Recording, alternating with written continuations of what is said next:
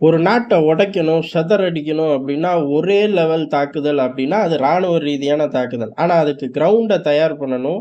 இன்னும் சொல்லப்போனா, ராணுவ ரீதியான தாக்குதல் அப்படிங்கிறது கடைசியில போய் ஒரு மார்ச் பாஸ்ட் செஞ்சு கொடிய பறக்க விடணும். அந்த ஒரு கேப் மட்டும் தான். அவ்வளவு ஸ்மூத்தா ரோட வச்சா மட்டும் தான், ஈஸியா டார்கெட்ட அச்சீவ் பண்ண முடியும். எது அந்த நாட்டுல இருந்து சில நிலப்பரப்ப பிரிச்சு எடுக்க முடியும். அதுக்கு அந்த நாட்ட தயார்படுத்தணும். எப்படி தயார்படுத்துறது? உள்ளூர்ல பிரச்சனை வரணும். உள்ளூர்ல புரட்சி வரணும். இந்த வேலைய அழகா பண்ணக்கூடிய நாடு எது அப்டின்னா, அமெரிக்கா தான். அமெரிக்கா முதல்ல பொருளாதாரத்துல கை வைக்கும். அதுக்கப்புறம் அங்க உள்ள குட்டி பிரச்சனை தான்டா உன் தலையெழுத்து அப்படின்னு சொல்லி அத பெருசா ஆக்கி விட்டுரும். அப்படி பெருசா எடுத்துட்டு போற ஆட்களுக்கு பெரிய அளவு டாலர்களையும் பம்ப் பண்ணுவார்கள். ஆயுதங்களையும் பம்ப் பண்ணுவார்கள். போதுமே! ஜோலி முடிஞ்சுச்சே!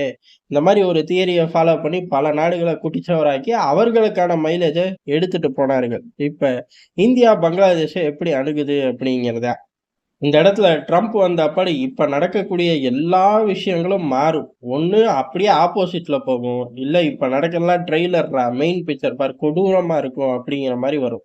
அதனால மனுஷன் வந்து கையெழுத்து போட்டு பங்களாதேஷ பார்க்கும்போது தான் எல்லாமே தெரியும். அது இல்லாம பைடன் செய்ற அட்டூழியத்துக்கு இந்தியாவோட பதிலடி அப்படிங்கிறது உடைச்சுருவோம். பங்களாதேஷ தனி நாடா பிரிச்சுருவோம். ஏன்னா, அமெரிக்கா ஒரு பேஸுக்காக ஒரு பகுதிய பிரிக்க போது. இந்தியா தன்னோட பாதுகாப்புக்காக இன்னொரு பகுதிய பிரிச்சுருவோம். அங்க உள்ள சிறுபான்மையின மக்களோட பாதுகாப்பு உறுதி செய்யப்படும். ஏ டூ இசட் இங்க தான் டிபெண்ட் பண்ணி இருக்கு பங்களாதேஷ். ஆனா வாய பார்த்தா, என்னமோ மொத்த இந்தியாவும் பங்களாதேஷ்க்கு அடிமை மாரி வாய் பேசிக்கிட்டு இருக்கிற அளவுக்கு, யூனுஸும் அந்த கூட்டமும் பெரும் திமிரு பிடிச்ச கூட்டமா செயல்பட ஆரம்பிச்சுட்டார்கள். இதுக்கு எல்லா காரணம் பைடன் தான். இந்தியாவும் பதிலுக்கு எல்லா வேலைகளையும் இறங்கி செய்யுது.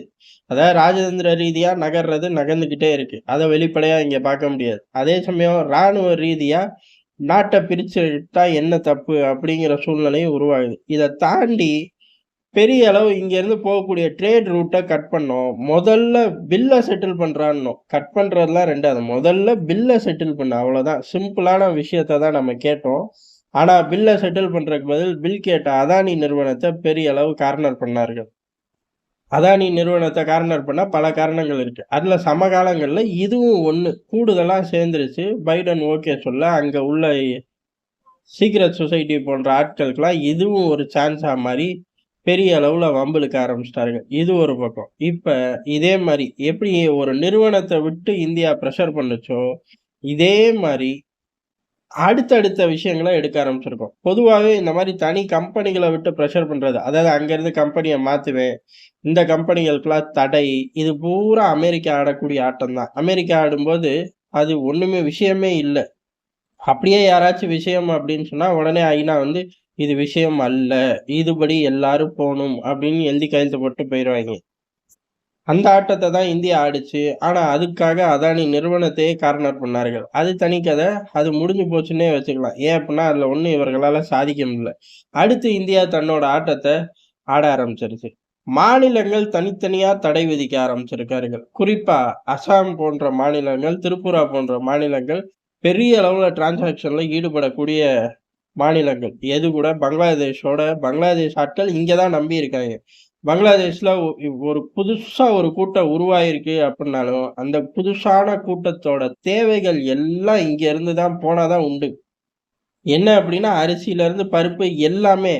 அதே மாரி இந்தியாவ வெறுக்கிறது, அங்க உள்ள சிறுபான்மையர பெரிய அளவு கார்னர் பண்ணி அடிக்கிறது, கொடுமைப்படுத்துறது, இது எல்லாம் செய்யக்கூடிய அந்த ஒரு மிகப்பெரிய ஒரு திருட்டு கூட்டம். இப்ப பங்களாதேஷ்ல அதான் எலைட் கூட்டமா மாறிப்போச்சு.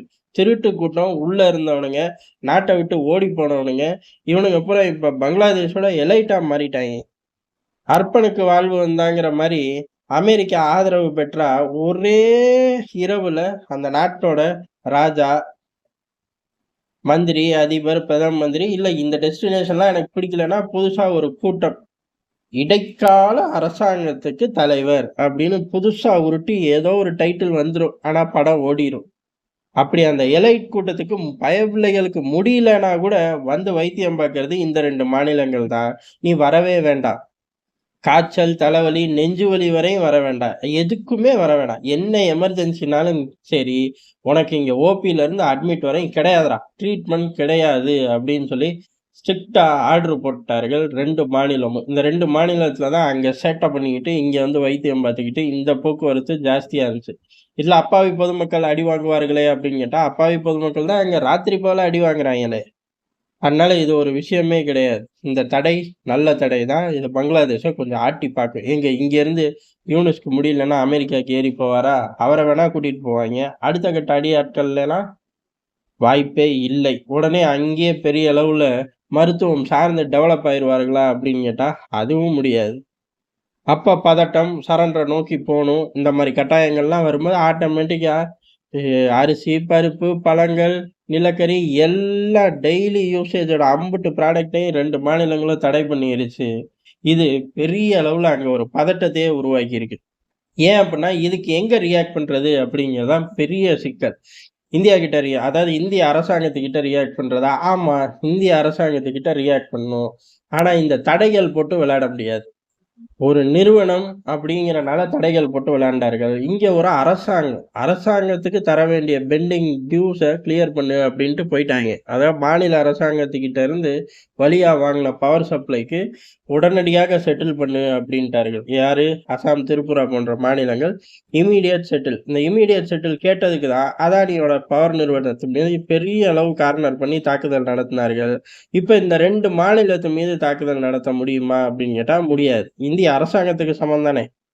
அதே சமயம் எமர்ஜென்சி நீ உள்ள விட்டு தான் ஆகணும் அப்படின்னு சொல்ல முடியுமான்னு கேட்டா சொல்ல முடியாது. ஆனா 10 தடவைக்கு அப்புறம் 11வது தடவ சொல்லி பார்ப்போமே அப்படின்னு சொல்லி ஒரு ஸ்டேட்மெண்ட் விட வாய்ப்பு இருக்கு. இந்த இடத்துல வெஸ்ட் பெங்கால் உள்ள புகுந்துருச்சு. முதல்ல அங்க வந்து ஐநாவோட அமைதிப் படைய கொண்டு வா அப்படின்ட்டாய்ங்க. சூப்பர்ல. இப்ப எவனாச்சும் முடியல, காய்ச்சல், தலைவலி, நீங்க கொஞ்சமாச்சு மனித தன்மையோட நடந்துக்கங்க. உள்ள விடுங்க அப்படின்னு சொன்னா, டேய் நான் முந்தா நேத்தே சொன்னேன். ஐநாவோட அமைதிப்படைய கொண்டு வா அப்படின்னு. அதுக்கு என்னடா நீங்க சொன்ன அப்படின்னு பதிலுக்கு நம்ம கேட்போம். இந்த 3 தாக்குதல்களும் சமகாலங்கள்ல எதிர்பார்க்காத தாக்குதல். டெல்லி பக்காவா பிளான் பண்ணி 3 மாநிலத்தையும் தட்டி விட்டு ஜோலிய முடிச்சிருச்சு அப்படிங்கிறது தான்.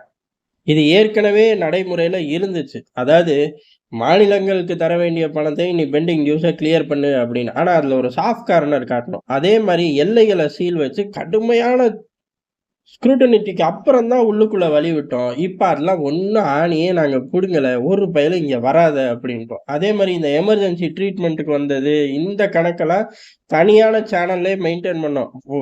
பழைய நடைமுறை எப்படி இருந்துச்சோ, அதே மாரி ஃப்ரீயாவே வந்து போங்கடா அப்படின்னு. இப்ப அதையும் க்ளோஸ் பண்றோம்.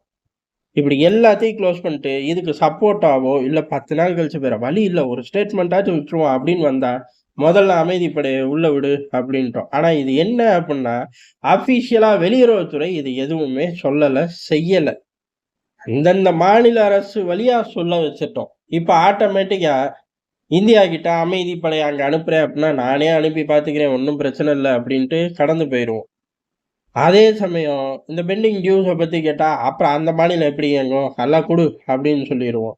அதுக்கடுத்து உள்ள விடு அப்படின்னா, உள்ள விடலாம். வைத்தியம் பார்க்கறதுலாம் அங்க உள்ள ஹாஸ்பிட்டல்கள் தனித்தனியா முடிவெடுத்துருச்சுப்பா. அத ஒருங்கிணைச்சு மாநிலம் சொல்லியிருக்கு. அத ஒருங்கிணைச்சு இந்தியா சொல்லியிருக்கு.